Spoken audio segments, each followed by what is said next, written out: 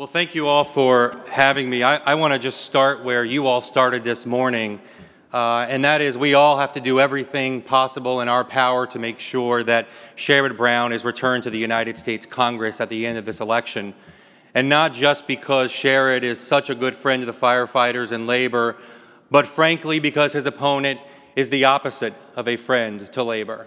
And will do everything in his power to continually revisit SB 5, to continually revisit the agenda of John Kasich and the extreme right wing in Ohio. And we are very excited about Sherrod's race, but we also are concerned that he is the #1 target of outside money in the United States today. Almost $6.5 million from Karl Rove and the Chamber of Commerce against Sherrod Brown. And now they actually have the audacity to attack him for supposedly his support of shipping jobs to China. So in all of our races, we are dealing with candidates and a party that think up is down, left is right, and right is always right.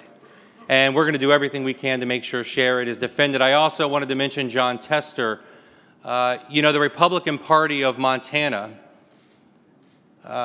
has decided that they want to replace Jon Tester with a guy that sued the firefighters in Billings, Montana, and actually has a worse record than the last Republican senator from Montana, who made his name attacking firefighters in Montana and around the country.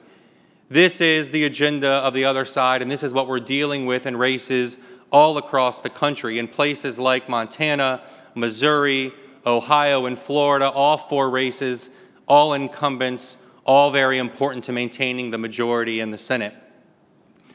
But maintaining the majority is not just about defending incumbents. We have 23 seats to defend. The Republicans only have 10 seats to defend. If we're going to be successful, we have to also make sure we hold the open seats around the country. We've had a lot of retirements, folks like Jeff Bingaman and Herb Kohl, but in their place, I think we've recruited the most pro-labor slate of candidates in open seats in the history of the Senate caucus. Folks like Mazie Hirono in Hawaii, who's been endorsed, who's been endorsed by a number of locals in state, has been endorsed by the DSCC, and has a great opportunity to defeat Linda Lingle, the former governor in Hawaii, who, by coincidence, I'm sure, introduced Sarah Palin at the Republican National Convention and actually told reporters that it was okay for Republicans to question Obama's ties to terrorism. This in a state where the president will win with about 72% of the vote. The only state in the country where his favorable rating is now higher than it was in 2008 when he ran. Folks like Tammy Baldwin in Wisconsin. If there's a state we absolutely must win to hold our majority and to fight back against the anti-labor Republicans, it's Wisconsin. And it's going to be a tough state. For those of you that don't live in Wisconsin, you may be thankful for the next 7 months. They have 5 elections in 7 months. So you're not going to see the Geico lizard or the Aflac duck on television. You're going to see a lot of Scott Walker. And we've got to do everything we can, one, to win the recall, but also to make sure that Tammy Baldwin defeats what are notable right-wing anti-labor candidates like Mark Newman, like Tommy Thompson, and like Fitzgerald. We've also recruited Chris Murphy in Connecticut, another pro-labor candidate that will be in addition to our calls. Martin Heinrich in New Mexico, another pro-labor candidate. Shelley Berkeley in Nevada. We are building what we think will be one of our strongest classes in history, and I also might add the largest number of women ever to run for either party for the United States Senate in one cycle. We have the chance to have 11 women return and come into the United States Senate this year. But I really want to focus on another area that is important for our success, and that is we've got to take the fight to Republicans. I don't know about you, but I'm tired of playing defense. I'm tired of taking all the incoming from the Republicans. I'm tired of seeing the crossroads attacks. If we're going to be successful, we have to go after Republicans in Republican seats around the country. And I want to mention 5 of those very quickly. One I already mentioned, which is Nevada. we got to make sure we do everything we can to defeat Dean Heller. Dean Heller has said the single most important, the single proudest moment in his term in Congress as a House member and as a senator is the fact that he is the only member of Congress that got to vote twice for Paul Ryan's plan to eviscerate Medicare. This is the same Dean Heller that walked into a scheduled meeting with the Hispanic Chamber of Commerce, decided he didn't like the people in the room, and walked out of the meeting without saying one word. We need to do everything we can to support Shelley Berkeley. We've got a great opportunity. We have a party registration advantage. We have a growing Hispanic community. We have the great foundation that Senator Reid laid in Nevada to win this race. And this is a pickup opportunity for us in a cycle where we only have 5 pickup opportunities. Indiana, there's a lot of attention on Indiana these days, a state that Democrats don't talk a lot about, and clearly will be very tough for the president to win Indiana again, but we've got a race that we can win, and in large part, we can win it because the Republicans are still fighting the ideological battles of 2010. And so there is a reasonable chance that Dick Lugar will not even win his primary.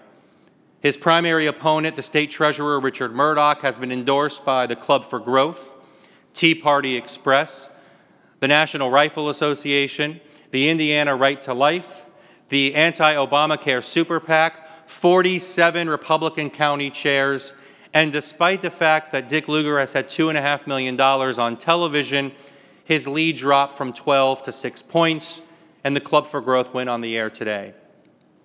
We've got a great candidate in Joe Donnelly. Joe was one of the very first Democratic House members that was targeted by the NRCC. Despite the fact that he's from a Republican district, he still won in 2010, the worst cycle for Democrats in 75 years. So that's a race we're absolutely watching.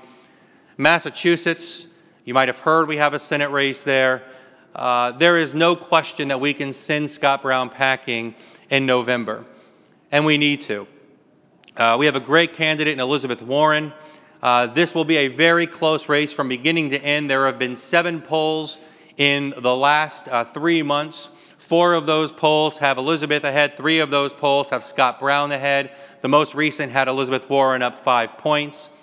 In a state where 800,000 more people will show up in this election than in the special election against Martha Coakley. Again, another great pickup opportunity. The last one I want to mention is another state where Democrats rarely talk about, and that is Arizona. We've got a Republican primary in that state between Congressman Jeff Flake and a wealthy businessman named Will Cardin, who has committed to spending $8 million in the Republican primary alone and has the capacity to spend more in the general election. But I wanted to just give you 30 seconds about why I believe we can win in a tough state in a presidential election year. And that's because we've recruited a guy named Rich Carmona. And let me just give you 30 seconds on Rich, because I think you'll be particularly interested in his story. Rich was born, moved to Puerto Rico with his parents. Both parents struggled with drug addiction. Rich spent a large part of his childhood and his teenage years homeless, dropped out of high school, joined the military where he won 2 Bronze Stars and a Purple Heart as a medic in the Special Forces in Vietnam, came back as a high school dropout, got his GED, his undergrad, and graduated top of his class from med school. Opened the first trauma center in southern Arizona, the same trauma center that saved Congresswoman Gifford's life. Became the deputy sheriff of Pima County, was named the nation's top cop, became a SWAT team leader, and the next year was named one of the nation's top SWAT team leaders. Had a television movie based on his helicopter rescue of an EMS worker whose helicopter had crashed into the side of the mountain. Rich rappelled out of the helicopter, strapped the 240-pound man to his body, and then, still hanging from the helicopter, traveled at 3 miles an hour for about 1.5 miles to deliver the man to the ground. He was George Bush's Surgeon General, left the administration as Surgeon General, and was highly critical of them politicizing the Surgeon General's office on very important issues like stem cell research. And now he's running for the United States Senate as a Democrat. If there was one example of what being a Democrat means, of what being an American means. It's Rich Carmona, and we've got a great chance to pick up that seat in Arizona. So we have a big, not as big a map as the DCCC, but we have a big and complicated map. We know that we have a lot more seats to defend than they do, but I'm confident that we can do it. We have the right candidates. We have the right pro-labor candidates. Again, I think the largest number we've had in open seats in a very long time. We're raising the money that we need to be successful, both our candidates and the DSCC.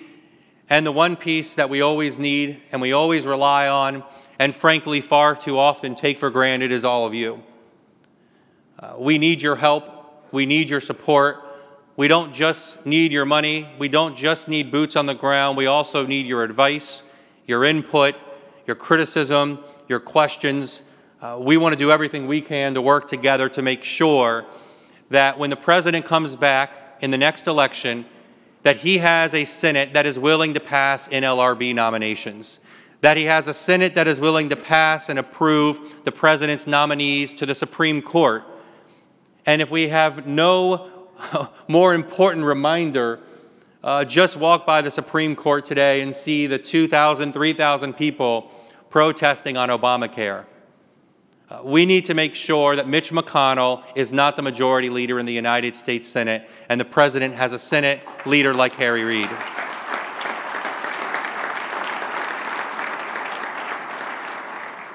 We're going to be strategic. We're going to be smart. We're going to try to invest our money as wisely as we possibly can, and we're going to ask for all of your help coming into this next year. So again, thank you for all the work that you do, and together I'm confident that it's going to be a successful year for Democrats in November. Thank you very much.